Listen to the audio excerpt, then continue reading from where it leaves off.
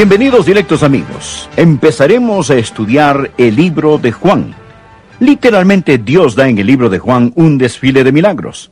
Estudiaremos estos milagros y hoy vamos a observar cómo el Señor Jesús sana al hijo de un hombre a larga distancia. Lo que quiero decir es que Jesús no fue a su casa y sanó al hijo. Jesús lo sanó a larga distancia. ¿Y por qué este milagro? Porque este tiene mucho que ver con usted. Escúcheme bien. Jesús no vino a realizar milagros. Él vino a salvar almas. Y lo que necesitamos hacer es ir más allá de los milagros y llegar a Jesús. Lo he dicho. Yo creo en los milagros, pero no confío en los milagros. Confío en Jesús. Vamos a estudiar cuando Jesús sanó el hijo de un aristócrata. Este hombre tenía dificultad en creer en Jesús. No solo es Jesús la respuesta de Dios a las desilusiones del hombre. Él es la respuesta a la duda del hombre. ¿Lo ha entendido? Pues repítalo en su mente. Jesús es la respuesta de Dios a la duda del hombre. Todos tenemos dificultades con la duda. Lo que necesitamos es una fe fuerte. La duda ve los obstáculos. La fe ve el camino. La duda ve la noche oscura. La fe ve el día. La duda teme dar un paso. La fe se remonta sobre lo alto. La duda pregunta, ¿quién cree? La fe contesta, yo. Bien, yo sé que usted quiere y necesita tener fe. Usted necesita poseer una fe, pero más que esto necesita una fe que lo posea a usted. Con esto en mente leamos el capítulo 4 de Juan. Comenzando en el versículo 46, dice así la palabra de Dios. Vino pues Jesús otra vez a Caná de Galilea, donde había convertido el agua en vino. Y había en Capernaum un oficial del rey, cuyo hijo estaba enfermo. Cuando oyó que Jesús había llegado de Judea a Galilea, vino a él y le rogó que descendiese y sanase a su hijo, que estaba a punto de morir. Entonces Jesús le dijo, si no viereis señales y prodigios, no creeréis. El oficial del rey le dijo, Señor, desciende antes que mi hijo muera. Jesús le dijo, ve, tu hijo vive. Y el hombre creyó la palabra que Jesús le dijo y se fue. Cuando ya él descendía, sus siervos salieron a recibirle y le dieron nuevas diciendo, tu hijo vive. Él entonces preguntó a qué hora había comenzado a estar mejor y le dijeron, ayer a las 7 le dejó la fiebre. El padre entonces entendió que aquella era la hora en que Jesús le había dicho, tu hijo vive, y creyó él con toda su casa. Esta segunda señal hizo Jesús cuando fue de Judea a Galilea. Bien, aquí tenemos a un hombre que tenía un problema. ¿Y cuál era su problema? Él era un aristócrata. Es decir, él tenía prestigio, poder, indudablemente tenía riquezas y poseía todas las comodidades que conllevan las riquezas. Pero él tenía un hijo que estaba enfermo. Él tenía un problema que no podía resolver por sí mismo. Él había oído que Jesús había convertido agua en vino en Caná de Galilea. Y ahora Jesús estaba de regreso en Caná. Y este hombre seguramente pensó, si Jesús puede convertir el agua en vino, quizás pueda sanar a mi hijo. Entonces él decidió hacer el viaje de Capernaum a Caná de Galilea. Este viaje es como de 25 a 40 kilómetros, todo depende de dónde comience y en dónde termine. Aquí está este oficial real y él decide hacer este viaje a Caná de Galilea, donde Jesús efectuó su primer milagro. Y él desesperadamente le ruega a Jesús que sane a su hijo. Mas en lugar de sanar a su hijo, parece que el Señor lo reprende casi regañándolo. Jesús mirándole, le dice, si no viereis señales y prodigios, no creeréis. No creeréis. Este hombre, sin embargo, estaba desesperado. Él no quería hablar de teología. Él le suplicó, Señor, por favor, desciende antes que mi hijo muera. Y el Señor Jesús le dijo, ve, tu hijo vive. Tu hijo está bien. Tu hijo vive. Y el problema de este hombre era el negro suelo en donde las flores de la fe brotarían y florecerían. Hay 3 puntos que deseo que usted entienda al hablar hoy de la fe fuerte y del ir más allá de los milagros hasta llegar a Jesús. Note 3 puntos. Primero, quiero que estudiemos los obstáculos de la fe fuerte. Segundo, estudiaremos la operación de la fe fuerte. Y el tercero, quiero que veamos el objetivo de la fe fuerte. Este hombre tenía algunos obstáculos en su vida. ¿Y cuáles eran estos? El obstáculo número 1 de la fe fuerte es una fe prestada. Ahora escuche, escríbalo si está tomando notas. Una fe prestada. Todo lo que este hombre temía de Jesús era lo que había oído. Él había escuchado cómo Jesús hizo milagros. Puede verlo muy claramente en el versículo 46. Vino pues Jesús otra vez a Caná de Galilea, donde había convertido el agua en vino. Y había en Capernaum un oficial del rey cuyo hijo estaba enfermo. Cuando oyó que Jesús había llegado de Judea a Galilea, vino a él. Él acababa de oír acerca de Jesús. Y esto es maravilloso. Todos deberían oír acerca de Jesús. Pero esto era lo único que tenía. Todo lo que él había hecho era escuchar a otros hablar de los milagros que Jesús hizo. Ahora, permítame decirle a usted algo. Una fe prestada no es una fe fuerte. Usted no puede ir al cielo con la fe de su mamá. Usted no puede ir al cielo con la fe de su pastor, o la de su vecino, o la fe de ninguna otra persona. Usted puede oír acerca de Jesús y lo que él ha hecho por otros, pero esto no es la fe fuerte. Esto es fe prestada. Jesús le preguntó a los discípulos, ¿quién dicen los hombres que soy yo? Ellos le respondieron lo que la gente decía o creían que él era. Entonces Jesús les hizo la pregunta pertinente, ¿y vosotros quién decís que soy?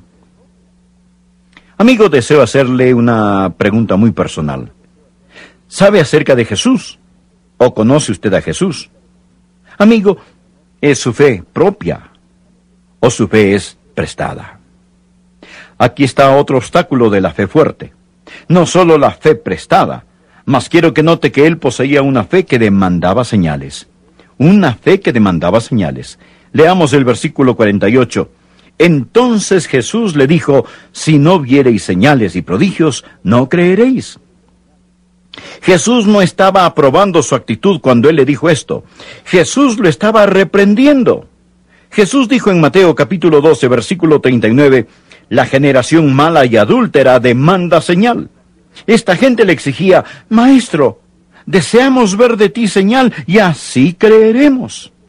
Incluso cuando Jesucristo estaba en la cruz, le dijeron, descienda ahora de la cruz y creeremos. ¿Está usted en esta categoría? Es del tipo de personas que dicen, si Dios hace un milagro para mí, un milagro que yo pueda ver, un milagro con fortaleza industrial, verídico, entonces yo creeré, porque el ver es creer. No, amigos, no lo es. El ver es ver, y el creer es creer. Y mucha gente tiene la idea de que si Dios realiza una señal, entonces todo estará muy bien. Escúcheme atentamente. Voy a bajar la velocidad aquí. ¿Qué hay de malo en pedir señales y milagros? ¿Qué hay de malo en querer señales y prodigios? Usted va a oír más y más acerca de grandes señales y prodigios al acercarnos al fin de esta era. No hay nada de malo con las señales y prodigios.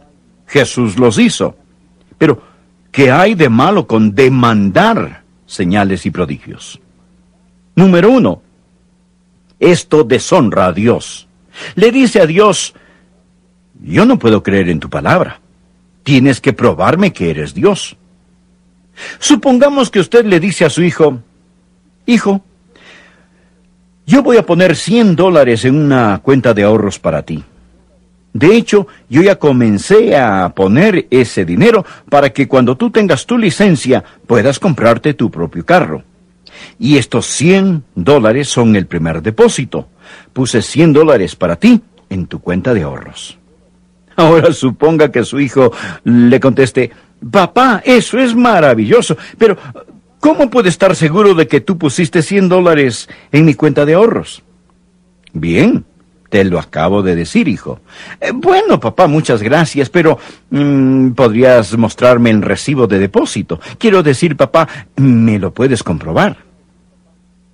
¿Puede ver lo que es esto? ¿Ve usted el insulto?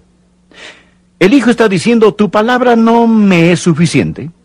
Necesito alguna señal o prueba de que eres un Dios que cumples tu palabra. Tomás, lo llamamos Tomás, el incrédulo. Los otros discípulos creyeron en Jesús y en la resurrección. Tomás dijo, si no viere en sus manos la señal de los clavos y metiere mi dedo, no creeré. Y cuando Tomás vio a Jesús, él le dijo, muy bien, Tomás, pon aquí tu dedo.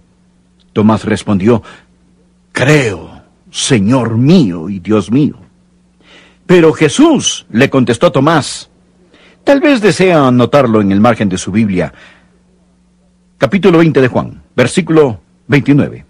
Jesús le dijo, porque me has visto, Tomás, creíste. Bienaventurados los que no vieron y creyeron, los que no vieron y creyeron. Permítame decirle lo que es la fe. La fe no es tanto el recibir de Dios las cosas que usted quiere, como el aceptar de Dios las cosas que Él le ofrece. Lo repetiré nuevamente. La fe no es tanto el recibir de Dios las cosas que usted quiere, como el aceptar de Dios las cosas que Él le ofrece. Amigo, la fe no es darle órdenes a Dios. Es oír a Dios, es creer a Dios y obedecer lo que Dios dice. Este oficial del rey estaba acostumbrado a dar órdenes. Él tenía siervos aquí y allá. Señor, desciende antes que mi hijo muera. Jesús le dijo, no. Ve tú, ve tú. Esta es la fe débil, la fe débil. Esta es la fe prestada.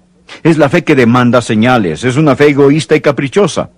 Quizás es mejor tener esta que no tener fe del todo, pero ciertamente no es fe fuerte.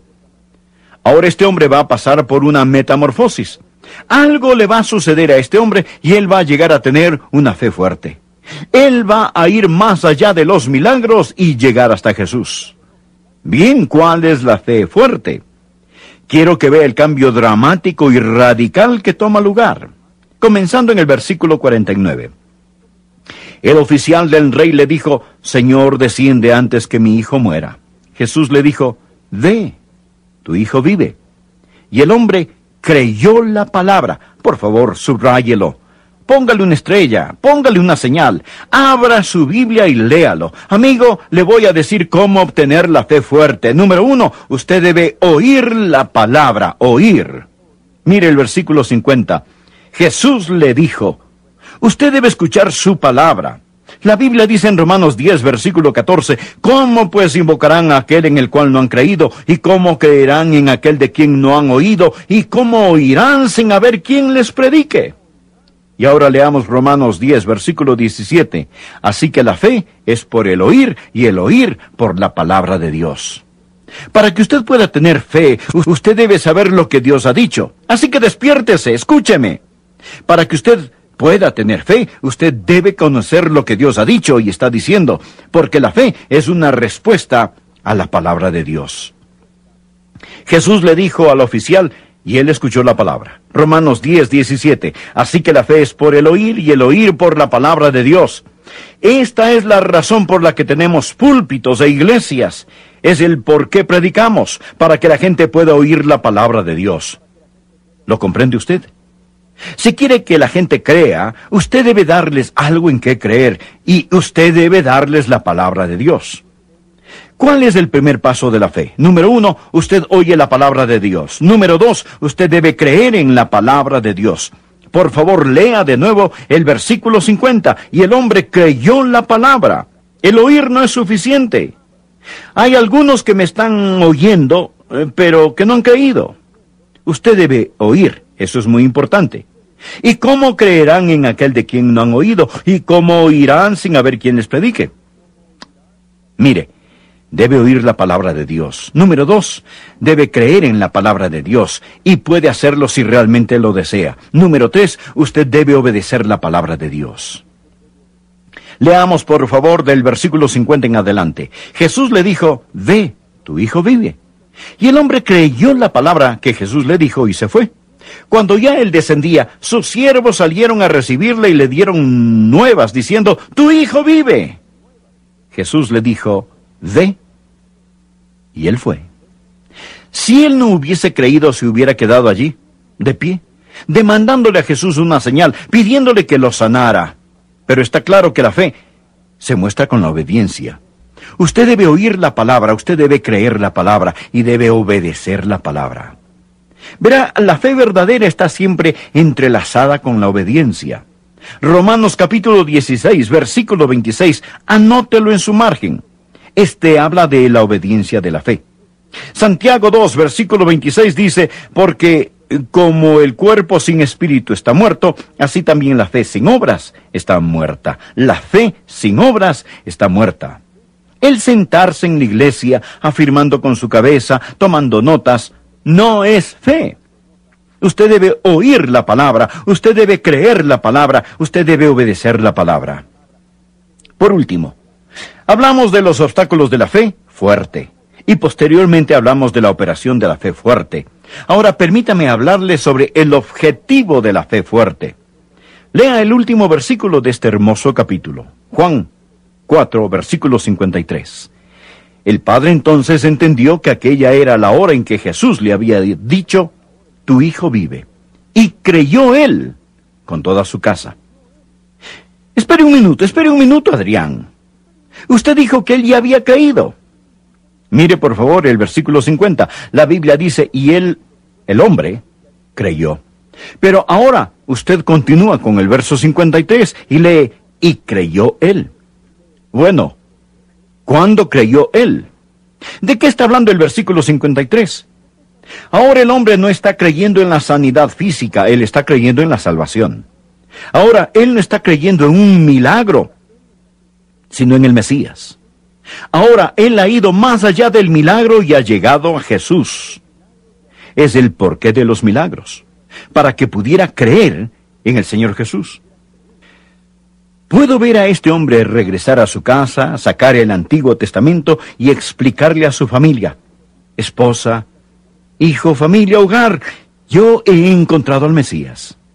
Creamos en él, confiemos en él y seremos salvos.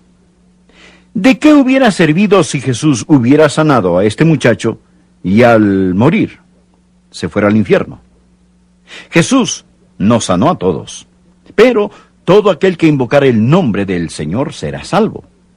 Él no vino como un profesor o como un sanador, él vino como un salvador.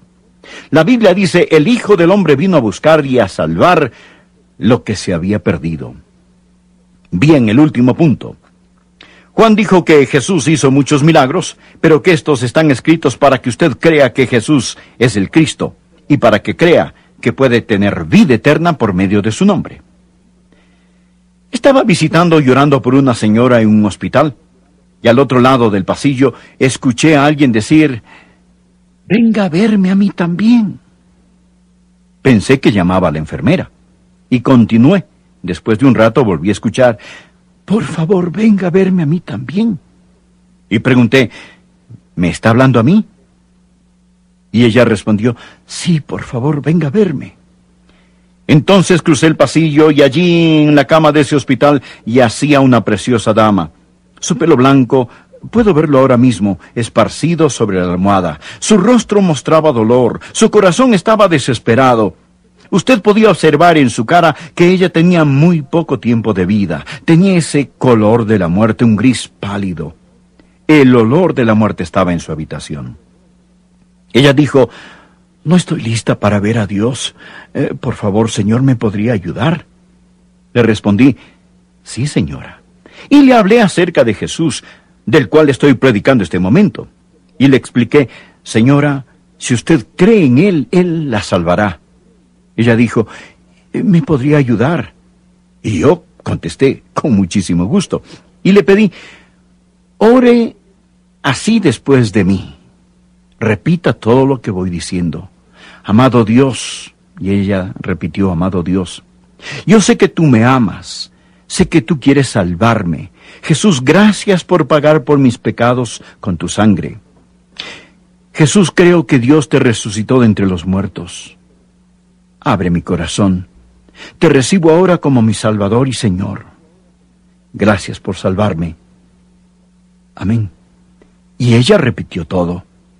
Al abrir mis ojos, esperaba ver paz en su rostro, pero vi tortura en su mirada y en su cara. Ella me dijo, pero yo no entiendo cómo con tan solo decir eso me salvaré. Le contesté, señora, usted tiene toda la razón. El solo decirlo no la puede salvar. Es el creer, confiar y entregarse a Él lo que le salva. Así que oremos nuevamente y ahora deposite su fe en Jesús. Otra vez oramos y exclamó, Señor, verdaderamente confío en ti. Y yo vi la paz de Dios descender sobre el precioso rostro de esa mujer. Realmente espero verla en el cielo.